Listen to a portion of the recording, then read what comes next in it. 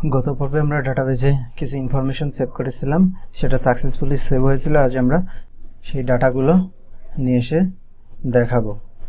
So এটার জন্য আমার কন্ট্রোলারে যেতে হবে। কন্ট্রোলারে যে ইন্ডেক্স মেথড আছে, আমাদের ইন্ডেক্স ফাংশন, সেইখানে এসে আমাদের একটি কোয়েরি করতে হবে যে আমার ডাটাবেজে কী কী আছে সেইটা আমাকে দাও।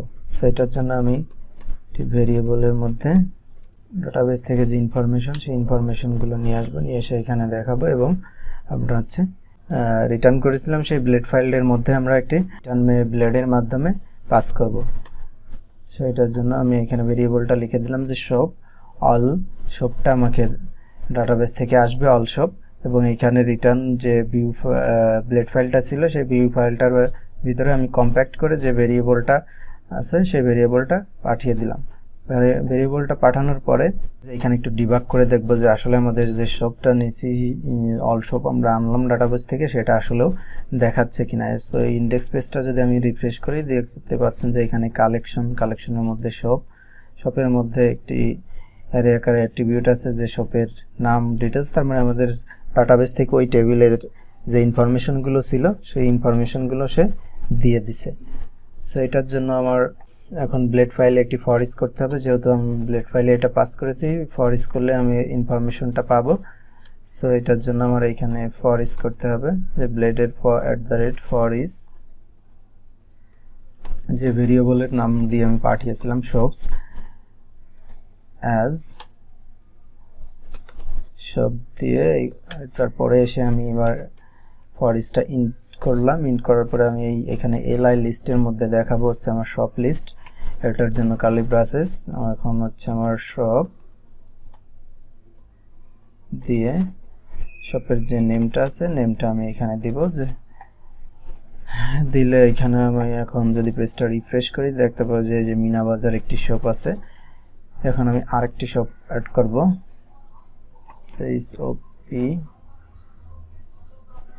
স্বপ্ন দিয়ে এটাকে আমি যদি সেভ করি, সেভ করলে এই পেজে আসছে। আসার পরে এখন আমি ইন্ডেক্সে গেলে দেখতে পাচ্ছি যে আর স্বপ্ন নামে যে শপটি সেভ করেছিলাম সেটি সেভ হয়ে গেছে। সেভ করার পর সে রিটার্ন হয়ে পেজটাতে আসতেছে, কিন্তু কোনো মেসেজ দিচ্ছে না যে ডাটাটি সেভ হচ্ছে কি হচ্ছে না। সো এটার জন্য আমরা একটি কন্ট্রোলারে মেসেজ পাঠাবো যে যদি সেভ হয় তাহলে আমাকে মেসেজ দিবে এবং রিটার্ন করবে। সো এটার জন্য আমার এখানে রিটার্ন রিডাইরেক্টের ভিতরে এইখানে একটি রিটার্ন রিডাইরেক্ট ব্যাক উইথের ভিতরে আমি স্ট্যাটাস নামে একটি কি দিলাম। এটার মধ্যে একটি এখন মেসেজ যে ভ্যালু সেটা দিব যে শপ সাকসেসফুলি সেভড, আর রিটার্ন রিডাইরেক্ট ব্যাক দিয়ে সে সাকসেসফুলি সেভড দিবে। আমরা এই পেজটাতেও দেখাইতে পারি যে এখানে যদি এখন সেভ দিই, সেক্টর 7 সেভ দেওয়ার পর এখানে যে সব মেসেজ দিচ্ছে ঠিকই যে সব সাকসেসফুলি সেভড। এটা করতে পারেন, অথবা আপনারা রিটার্ন রিডাইরেক্ট দিয়ে যে ইন্ডেক্স পেজটা আছে শপের লিস্টটা দেখাচ্ছে সেই পেজটাকে রিডাইরেক্ট করাতে পারেন।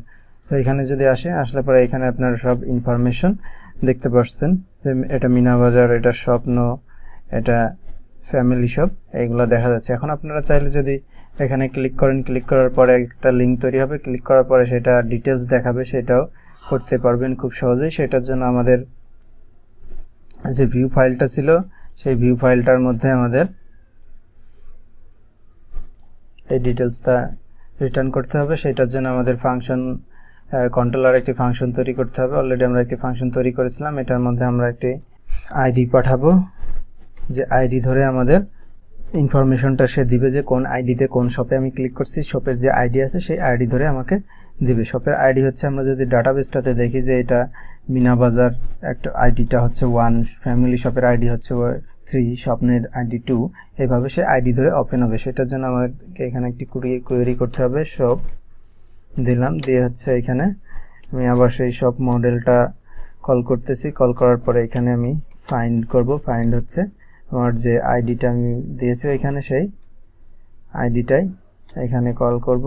কল করে এটাকে আমি যদি একটু ডিবাগ করি তাহলে দেখতে পারবো যে আসলে কি আসতেছে, আমাদের কোয়েরিতে ঠিকঠাক আসতেছে কিনা। এটা হলো, হওয়ার পরে এখন আমি এটা রাউট লাগবে, আমার এটা রাউট তৈরি করবো। এটা হচ্ছে গেট রাউট, গেট ইউআরএলটার নাম দেব হচ্ছে শো, দেওয়ার পরে এখানে আমি মেথডের নামটি দিব শো। এখানে শো এর এই পাশে হচ্ছে আমার যে আইডি ধরে আসতেছে সেই আইডিটাও এখানে পাস করতে হবে, এটা হচ্ছে আইডি।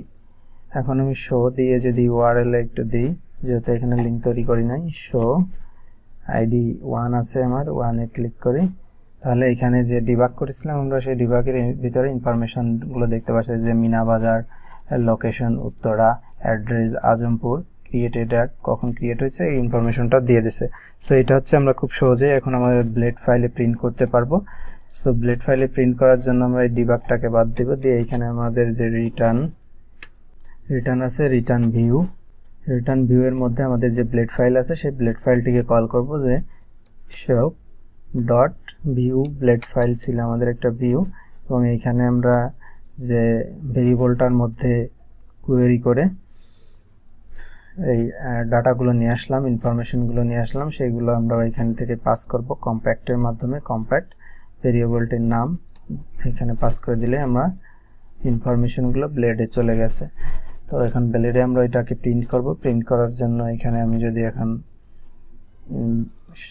এখানে দিব হচ্ছে আমার যে শপের নাম, সেই শপের নামটি দিব, ভেরিয়েবলটা কি ছিল শপ, দিয়ে দিব হচ্ছে এখানে নেম হলো। এখন এখানে আমার শপের আরো যে ইনফরমেশনগুলো আছে সেই ইনফরমেশনগুলো এখানে আমরা দিব।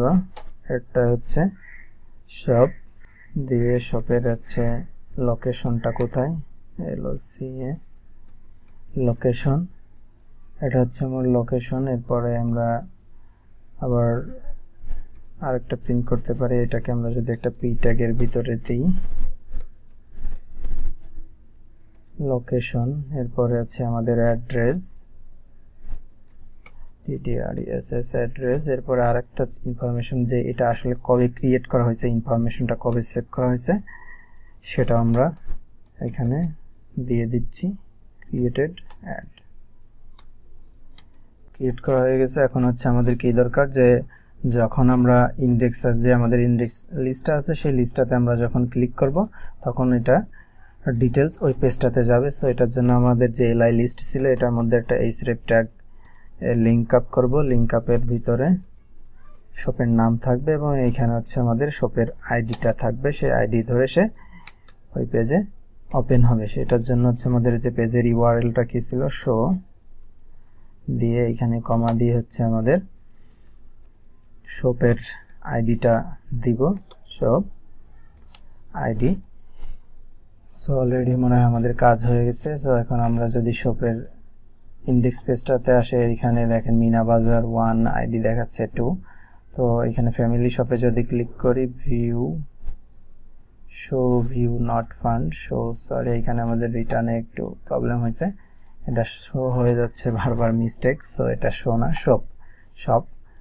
সো এখন যদি এটাকে আমরা একটু রিফ্রেশ দিই তাহলে শো এ দেখেন যে শো 3 নাম্বার আইডিতে, শপের 3 নাম্বার আইডি, এটা হচ্ছে শপের নেম, এটা লোকেশন ছিল উত্তরা, অ্যাড্রেস হচ্ছে উত্তরা। তো এটা ক্রিয়েটেড এই টাইমে এসে ক্রিয়েট হয়েছে। ইনফরমেশনটাকে আমরা চাইলে আরেকটু সুন্দর করে মডিফাই করতে পারি, এইখানে আমরা লিখে দিতে পারি সেই শপ নেম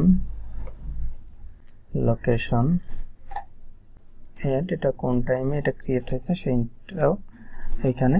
সো এটা হচ্ছে shop information, family shop, location Uttara, address, created at, সব ইনফরমেশনই এখানে দেওয়া আছে। এখানে আমরা আরেকটি বাটনের মধ্যে একটি লিঙ্ক দিয়ে দিতে পারি, যে সে ক্লিক করলে আবার ইন্ডেক্স পেজে চলে যাবে, ব্যাক টু ইন্ডেক্স।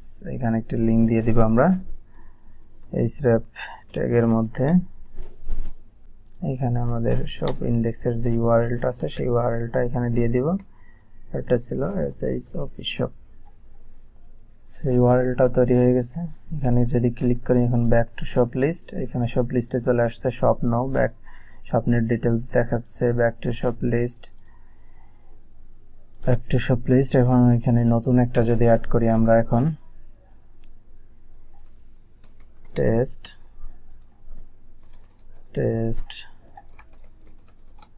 এগুলা দিলাম, দেওয়ার পরে এখানে আমরা এখন সব সাকসেসফুলি সেভড, আর ব্যাক টু লিস্টে যাব। এসে টেস্ট যে শপটা ছিল, শপ নেম টেস্ট, এটা ইনফরমেশনগুলো দেওয়া হয়েছে।